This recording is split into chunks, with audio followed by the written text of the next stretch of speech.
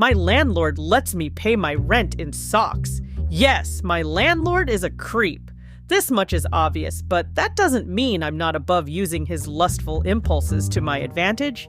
It's been a few months since my arrangement with him started, and it has been going splendidly. My bank account's been getting chubby, but everything went downhill. Before I get ahead of myself, I should explain how our little agreement came about. I live in an apartment complex with dozens of other residents. The complex's landlord lives just a few doors down from my apartment, so you can imagine how often I walk by every day. Anytime I walked by his apartment windows, Jerred, the landlord, would always walk up to the glass and eye me up and down, head to toe, but his eyes always seemed to linger when he got to my shoes. Frankly, it was creepy as hell, and I was growing sick of it. I was honestly ready to move out. But as I was coming home from the gym one day, the apartment doors swung open. In the frame stood Jerred, visibly salivating, his eyes clearly fixed on my sneakers. I gripped the little bottle of mace on my keychain, ready to spray his face if he tried anything. He suddenly darted to his pocket. I flinched and pointed the mace in his direction. Luckily for him, I stopped when I heard the sound of Benjamin's crinkling in his hands. "Wow," he announced, showing me the money in his hand while his other palm faced me. He would look at my eyes and then return his gaze to my feet. Slowly bending over, he places $300 bills on the ground between us, stepping back and giving me space as if I was some sort of caged animal. When he was far enough away, he pointed back at my feet. "I'll trade you for those," he said while slurping back his drool. My shoes?" I questioned, confused. "No, your socks." His eyes widened when he spoke the word socks. I felt this overwhelming feeling of disgust wash over me. "Ew, the fuck! No!" I responded with sassy conviction. Just as I turned to walk away, he made a counteroffer. "Wait, I'll make it worth your while." He reached into his back pocket and pulled 2 more crisp $100 bills from his person. $500 for a pair of dirty, worn gym socks? I'd heard that some guys fetishized women's feet, but damn. I never imagined that my nasty, gnarled feet could garner this much compensation. While I was intrigued, I would be betraying my personal morals if I handed my socks over for him to do who knows what with them. He must have noticed my pensive expression because he continued to sweeten the deal further. "Tell you what, I'll cover your rent every month if you just leave your worn socks on my door every time you walk by." His eyes did not waver. This man was dead serious. My jaw dropped at his offer, and a smile inched across his face as he realized he had me. Before anyone judges me, my rent is $1,500. As a broke college student, this man was offering something I couldn't refuse. I bent down to unlace my sneakers, and I swear I could hear his heart pounding out of his chest. Or was it mine? I'm not quite sure. I'd never done anything like this, so you could imagine the conflicting emotions I was feeling. I pulled my sweaty socks off my feet, and a twinkle formed in his eyes as my toes met the open air.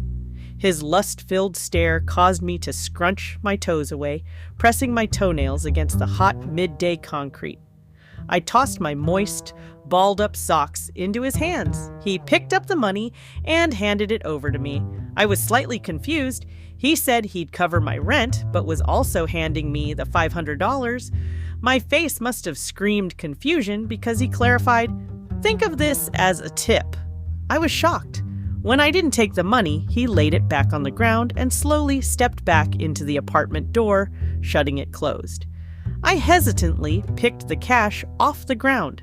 I was a few $100s richer and free of the burden of my rent payment. This, however, did not free me from the mild guilt I felt. As the weeks drew on, I stayed true to our agreement. Every time I would walk by the office, I would stop to take my socks off, placing them at the foot of the office door. Jerred also abided by our agreement. In fact, he went above and beyond. Anytime I would lay sweaty gym socks at his door, I would end up finding an envelope wedged into the crack of my door, usually with some creepy message saying something like, "Keep them coming." But behind his notes would always be a large tip. I don't care who you are. If someone is throwing money at you for something so idiotic, you're going to do it. One day, I decided to wear a pair of flip-flops on a quick run to the grocery store. The first time since our agreement started that I did not wear socks. When I returned from my little escapade, I had nothing to lay at the door. I didn't think it would matter much. I'd already given Jerred a few dozen pairs of socks, but I was wrong. When I didn't stop at Jerred's door, he rushed out in what I thought was fury. "What are you doing? Where are the socks?" His outburst made me cower inside my hoodie, but as I looked into his eyes, I could see they were giving off fear rather than anger. I don't wear socks with flip-flops," I said in a shaky tone. Jerred gripped 2 handfuls of his hair and produced a very guttural scream of frustration through his throat. "You don't know what you've done. I'm going to have to pay for this." From behind him wafted out the pungent reek of body odor. I surmised it was the weeks of dirty socks lying around the apartment, but as I glanced over Jerred's shoulder, I noticed a figure resting atop his couch, dressed in quilt-like garments. As my eyes adjusted, the figure started to become clearer. It was not an actual person, but a life-size doll stitched from the many socks I'd given him over the weeks. It was facing a little TV, and I could tell Jerred had just been snuggled up to the doll, because the couch cushion next to the doll had the distinct impression of Jerred's backside. My ears began to ring at the creepy sight. Jerred noted my gaze and moved to dispel any misconceptions about the situation. "It's not what it looks like," he said, showing me his clean palms. When my gaze didn't break connection with the doll, he tried breaking it with his body, stepping in front of my line of sight. The doll briefly disappeared behind Jerred's frame, but as I craned to see the doll, it moved. The doll's head slowly pivoted away from the TV and looked towards the door. A woman's monotone voice came in the direction of the faceless figure.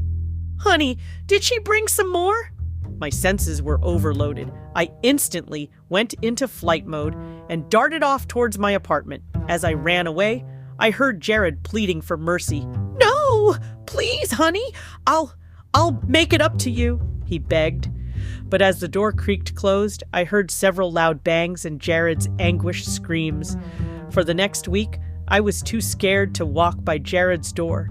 I opted to take the long way around to the parking lot whenever I needed to go somewhere, but as much as I tried avoiding Jerred, I had this strange feeling that he was watching me. A suspicion quickly confirmed when I ran some trash to the dumpster.